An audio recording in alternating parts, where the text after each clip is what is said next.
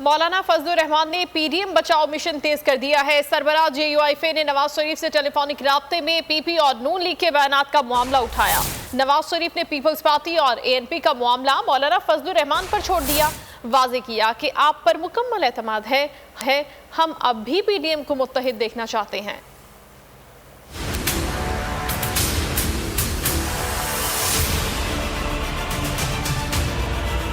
Peoples party और ANP के मामले पर क्या करना है?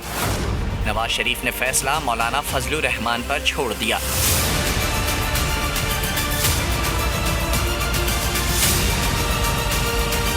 साबिक वजीर आजम और सरबरा PDM में टेलीफोनिक राब्ता हुआ। नवाज शरीफ ने फजलुर रहमान की सेहत से मुतालिक दरियाफ्त किया। दोनों की एक दूसरे को रमजान की मुबारकबाद।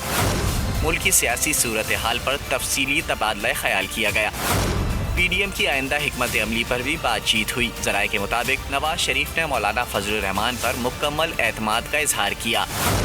बोले, हम अब भी PDM को मुत्तहिद देखना चाहते हैं। फजलुर रहमान ने नून लीग और पीपल्स पार्टी के बयानात का मामला उठाया।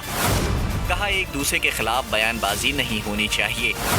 उन्होंने बताया, PDM को मुत्तहिद रखने के लिए पीपल्स पार्टी से राब्ते में हूँ।